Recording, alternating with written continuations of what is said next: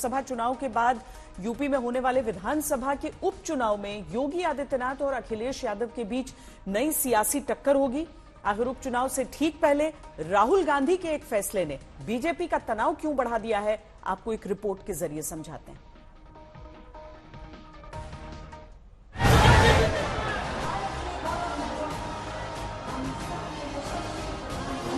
आप सबकी बहुत जोरदार तालियों के बीच उनका स्वागत करते हैं। ये तस्वीरें वाराणसी की हैं, जब चुनाव में मिली जीत और तीसरी बार प्रधानमंत्री बनने के बाद नरेंद्र मोदी अपने चुनावी क्षेत्र में पहुंचे। प्रधानमंत्री ने काशी की जनता का आभार प्रकट किया और अपनी जीत की संपूर्ण व्याख्या की। बाबा विश्वनाथ और मां गंगा के आशीर्वाद से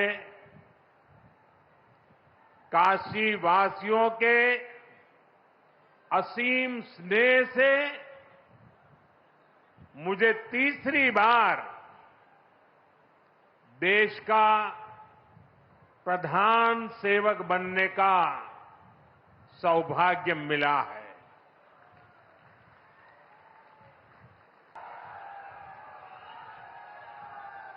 अब तो मां गंगा ने भी जैसे मुझे गोद ले लिया है, मैं यहीं का हो गया हूं। ये वही वाराणसी है जिसे लेकर चंद रोज पहले राहुल गांधी ने बड़ा दावा किया था और चंद घंटे पहले उत्तर प्रदेश की राजनीति में ग्रैंड एंट्री का रोड मैप समझा दिया। प्रियंका वायनाड से चुनाव लड़ेगी, मगर मैं भी पीरियोडिकली वायनाड जाऊंगा और जो वायदे हमने वायनाड को किए थे उनको हम पूरा करेंगे। रायबरेली का पुराना रिश्ता है, काफ़ी खुशी हो रही है कि मैं उनको फिर से रिप्रेजेंट करूंगा, मगर आसान निर्णय नहीं था, मुश्किल निर्णय था क्योंकि जुड़ाव दोनों के साथ है। रायबरेली के साथ तो मेरा बहुत ही पुराना रिश्ता भी है और 20 सालों से मैंने काम किया है दोनों रायबरेली और अमेठी में, तो वो रिश्ता तो कहीं मतलब किसी भी तरह से टूट नहीं सकता। उसको कायम रखने के लिए हम दोनों हैं और भैया की मैं मदद रायबरेली में भी करूंगी और जैसे इन्होंने कहा हम दोनों रायबरेली में भी हम दोनों मौजूद होंगे और वायनाड। राहुल गांधी ने वायनाड लोकसभा सीट छोड़ने का निर्णय लॉक कर लिया, बता दिया कि वो रायबरेली के सांसद हैं। राहुल गांधी का संदेश एकदम स्पष्ट है, अगले 5 सालों तक उत्तर प्रदेश में पसीना बहाएंगे।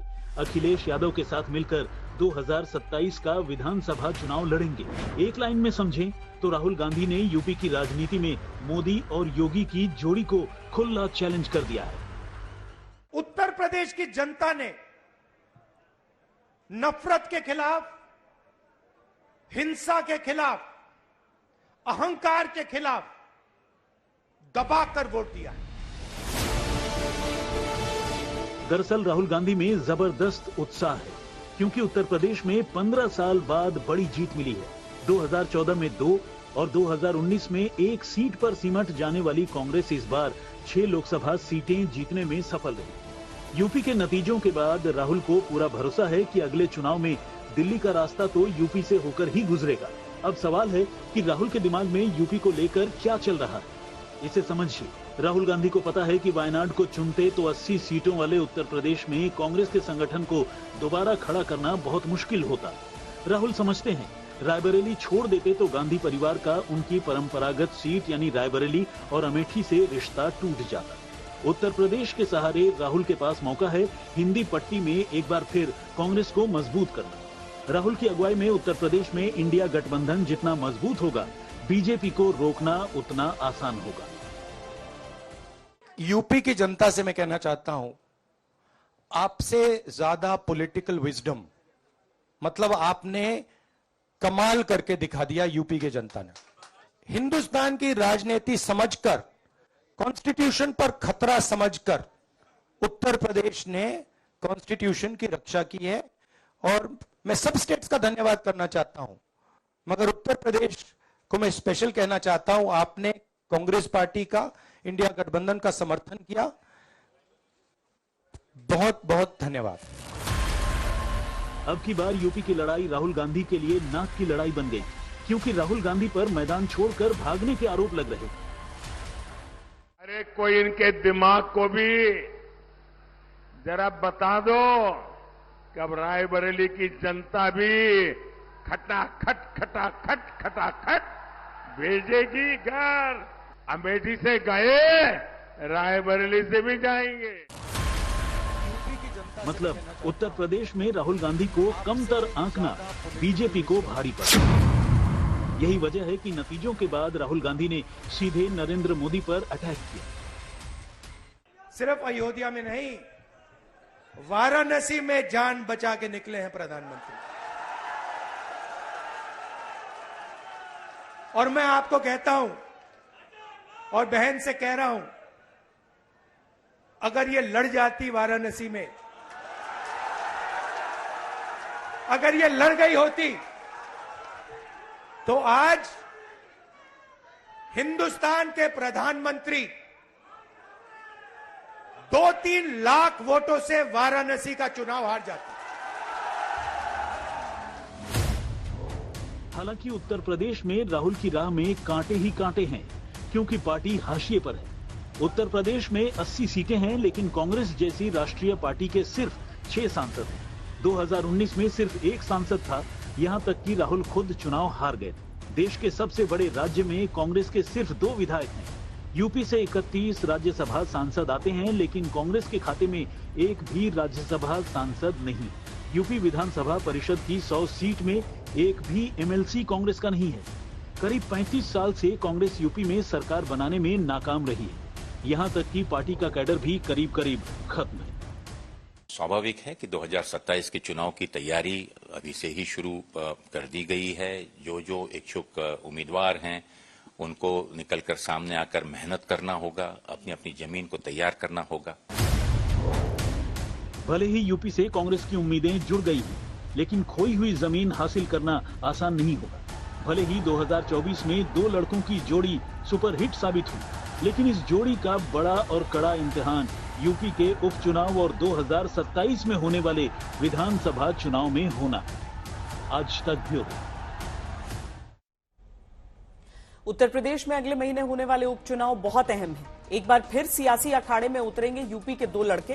दरअसल यूपी में 9 विधायक अब सांसद बन चुके हैं। उनके इस्तीफे की वजह से 9 सीटें खाली हो गई हैं, जबकि 1 सीट विधायक के दोषी करार होने के चलते खाली हुई है।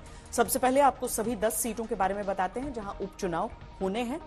करहल, क्योंकि अखिलेश यादव अब सांसद बन चुके हैं और उन्होंने करहल से इस्तीफा दे दिया है।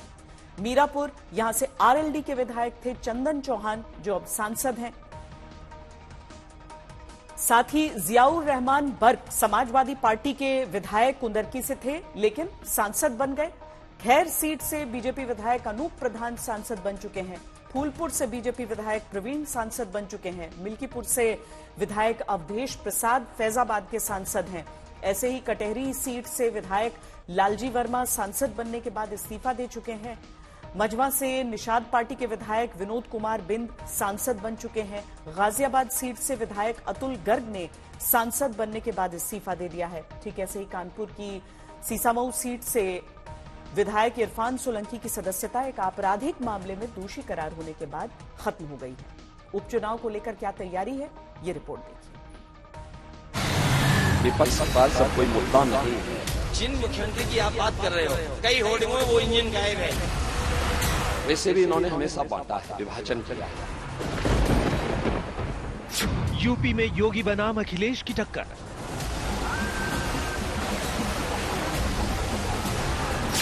उपचुनाव में योगी आदित्यनाथ की परीक्षा।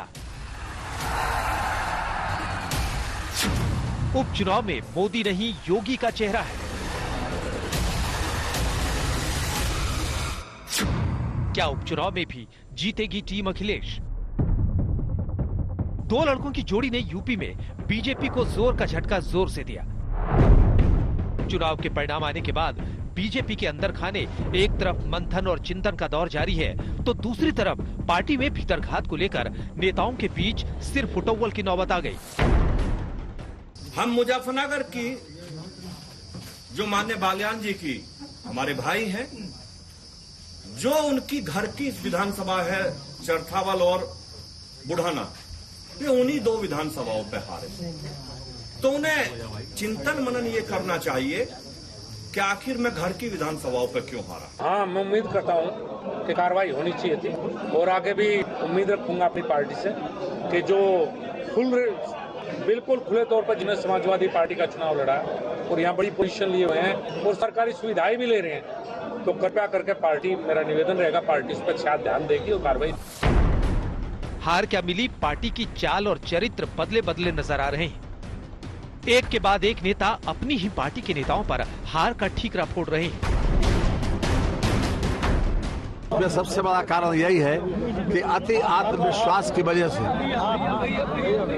ये हमको सीटें कम मिली। लोग सुस्त हो गए कि भाई वो तो जीत ही रहे हैं, सब सीट जीत रहे हैं तो एक नहीं जीतेंगे, और कुछ लोगों ने उस तरीके से मतलब उदासीनता दिखाई और या सक्रियता नहीं दिखाई, तो इसमें भी कुछ सीटें ऐसी रही जो हार गए। पूरे प्रदेश में कुछ गद्दारों ने गद्दारी की, वो आस्तीन के सांप बने, लेकिन इसकी समीक्षा पार्टी करेगी। क्योंकि मुझे 15 दिन पहले से लग रहा था कि कुछ गड़बड़ जरूर है।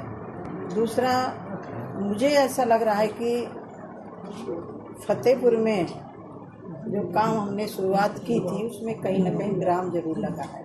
जिन लोगों ने मोदी जी के इस मुहिम में रोड़े अटकाए हैं, उनको जरूर चिन्हित करके ऊपर बात करेंगे। उत्तर प्रदेश में बीजेपी की सीटें हाथ से भी नीचे पहुंच गई। अब सवाल यही है कि अगले महीने होने वाले 10 विधानसभा चुनाव में क्या होगा। उत्तर प्रदेश की 10 विधानसभा सीटों पर उपचुनाव होने हैं। 5 सीटें बीजेपी के पास थी, 5 सीटें समाजवादी पार्टी के पास, यानी बीजेपी और समाजवादी पार्टी के बीच मामला 50-50 का था। सबसे चर्चित सीट है फैजाबाद लोकसभा में आने वाली मिल्कीपुर सीट। मिल्कीपुर सीट से विधायक अवधेश प्रसाद फैजाबाद के सांसद बन गए। अयोध्या क्षेत्र में आने वाली मिल्कीपुर सीट जीतने के लिए पूरी ताकत लगाएगी बीजेपी। उपचुनाव में योगी आदित्यनाथ की सियासी ताकत का पता चलेगा। विधानसभा के उपचुनाव का लोकसभा के चुनाव से मतलब नहीं है। उपचुनाव के नतीजों से 2027 विधानसभा चुनाव के संकेत मिल जाएंगे। बड़ी बात यह है कि उपचुनाव से पहले समाजवादी पार्टी और कांग्रेस की तरफ से बीएसपी को अपने पाले में लाने की कोशिशें शुरू हो गई हैं। आगे यही होना है। आप देख ही रहे हो, अफजाल अंसारी बसपा के सिंबल से आप तो पूरे चुनाव पूछते रह गए, आप बसपा छोड़ते क्यों नहीं? हम आपसे कहते रह गए, आप बसपा से हमसे को निकलवाते क्यों नहीं? बसपा हमको छोड़ना नहीं चाहती और हम बसपा को भी और बसपा नेतृत्व को भी हम अभी उम्मीद हमने नहीं छोड़ी है, उम्मीद नहीं छोड़ी है। आने वाले दिनों में दिखाई देगा, लोगों को दिखाई देगा। हम पूरी उम्मीद करेंगे। समाज ने तय कर लिया है, समाज ने तय कर लिया है, नेतृत्व को समाज की बात स्वीकार करनी पड़ेगी, और नहीं तो वैसे ही पिछली बार बिना स्वीकार किए 403 में 1 सीट पे है, बिना स्वीकार किए 80 सीट में 0 सीट पे है। तो ये तो जिन बस्तियों में गाजीपुर में वोट पड़ा आपसे छुपा है। 80-0 होता, 80-0 मोदी जी भी हार जाते। बहुत प्रयास किया गया, लेकिन मैं बड़ा सम्मान करता हूं आदरणीय मायावती जी का, तैयार नहीं हुई। उनका हम एकला चलेंगे, चले। 16 सीटें मैं गिन के दिखा सकता हूं। हमारा इंडिया गठबंधन इसलिए हार गया कि उन्होंने या तो एक जाति विशेष के, धर्म विशेष के लोगों को खड़ा किया, वो इतने वोट ले गया कि हम जीत नहीं पाए। तो इसमें अगर देखें आप, तो मायावती जी अगर साथ रही होती तस्वीर फर्क होती, और उनके न रहने से हम 16 सीटें हारे हैं। ये तो मैं आंकड़े के साथ रख सकता हूँ। मेरा सलाह यही है कि अगर भाजपा को वो हराना चाहती, भाजपा से सचमुच उनको लगता है कि भाजपा हारनी चाहिए, तो उन्हें गठबंधन के साथ आना चाहिए। तो क्या समाजवादी पार्टी यूपी में 300 प्लस के टारगेट पर काम कर रही है? क्या 2027 में ऑल विपक्ष बनाम बीजेपी का चुनाव होगा? यूपी के सियासी दंगल में अब क्या होगा, इसे आप अफजाल अंसारी के 2 बयान से समझिए। अंतिम चरण में योगी आदित्यनाथ ने बनारस में आकर के एकदम खूंटा गाड़ करके इस बात का प्रयास कर दिया और अपने लोगों को तेज किया कि किसी भी सूरत से मोदी जी को जिता देना है। और नहीं, यकीन मानिए, मोदी जी भी चुनाव हार गए होते अगर इतना मजबूती से योगी आदित्यनाथ लड़े। विपक्षी सावधान हो चुका है। लोकसभा के चुनाव की इस पराजय से वो डर गया है। संघ प्रमुख मोहन भागवत नागपुर मुख्यालय छोड़कर फील्ड में आ गए। लगातार गोरखपुर और दूसरे क्षेत्रों में उनका दौरा चल रहा है। वो सावधान हो चुके हैं। उन्हें एहसास हो चुका है कि आने वाले दिनों में ये समाजवादी उत्तर प्रदेश की सरकार पर कब्जा कर लेंगे। इसलिए आपके साथ जुड़े हुए लोगों को वो हमसे तोड़ना चाहेंगे, गुमराह करना चाहेंगे। यूपी विधानसभा चुनाव 2027 में होने हैं, लेकिन सभी पार्टियों ने आगे की रणनीति पर काम शुरू कर दिया है। समाजवादी पार्टी के सांसद अफजाल अंसारी ने दावा किया है कि बीएसपी मुखिया मायावती इंडिया गठबंधन में आ सकती हैं। इससे पहले कांग्रेस के सीनियर लीडर प्रमोद तिवारी ने मायावती को गठबंधन में आने का न्योता दिया था। अब आपको समझाते हैं मायावती को साथ आने का न्योता क्यों दिया जा रहा है। 2024 लोकसभा चुनाव में बीएसपी का खाता नहीं खुला, लेकिन बीएसपी का जाटव वोट करीब करीब इंटैक्ट रहा। बीएसपी को 2024 लोकसभा चुनाव में 9.39% वोट मिले। हालांकि 2019 लोकसभा चुनाव से बीएसपी का वोट प्रतिशत गिरा, तब बीएसपी को 19% वोट मिला था, यानी 10% वोट शेयर का मायावती को घाटा हुआ। बड़ी बात यह है कि 16 ऐसी लोकसभा सीटें रहीं जहां एनडीए की जीत हुई और इंडिया गठबंधन को मिली हार का अंतर बीएसपी को मिले वोट से कम था। इसमें 15 सीटों पर एनडीए 50,000 से भी कम वोटों से चुनाव जीती। सिर्फ एक सीट शाहजहांपुर बीजेपी 55,379 वोटों से जीती। कुल 23 सीटों पर एनडीए 1 लाख से भी कम वोटों से चुनाव जीत पाए। अगर बीएसपी इंडिया गठबंधन के साथ होती तो इन 23 सीटों पर असर पड़ता। अगर विधानसभा चुनाव में बीएसपी इंडिया गठबंधन के साथ आती है तो असर पड़ेगा। 2022 विधानसभा चुनाव में बीजेपी को 42% वोट मिले थे, समाजवादी पार्टी को 32%, बीएसपी को 13% और कांग्रेस को 2%। अगर तीनों पार्टी एक साथ लड़ती हैं तो इंडिया गठबंधन का वोट शेयर 2022 के विधानसभा चुनाव के आंकड़ों के हिसाब से 47% हो जाएगा। मुमकिन है मायावती को न्योता देकर इंडिया गठबंधन अपना कुनबा बढ़ाने की कोशिश कर रहा है, लेकिन मायावती पहले ही इंडिया गठबंधन से दूरी का ऐलान कर चुकी है। कांग्रेस पार्टी ने आजादी के बाद शुरू में केंद्र व अधिकांश राज्यों में भी अपने लंबे अरसे तक रहे शासनकाल के दौरान अपनी हीन व जातिवादी एवं पूंजीवादी मानसिकता को त्याग कर यदि देश व आम जनहित में तथा कमजोर वर्गों के हितों में भी पूरी ईमानदारी से कार्य किया होता और विशेषकर कमजोर वर्गों के हित व कल्याण के मामले में परम पूज्य बाबा साहब डॉक्टर भीमराव अंबेडकर की सलाह को भी मान लिया होता, तो फिर ना तो बाबा साहब को अपने कानूनी मंत्री पद से उस समय इस्तीफा देना पड़ता तथा ना ही आगे चलकर कांग्रेस पार्टी को केंद्र व अधिकांश राज्यों की भी सत्ता से बाहर होना पड़ता है।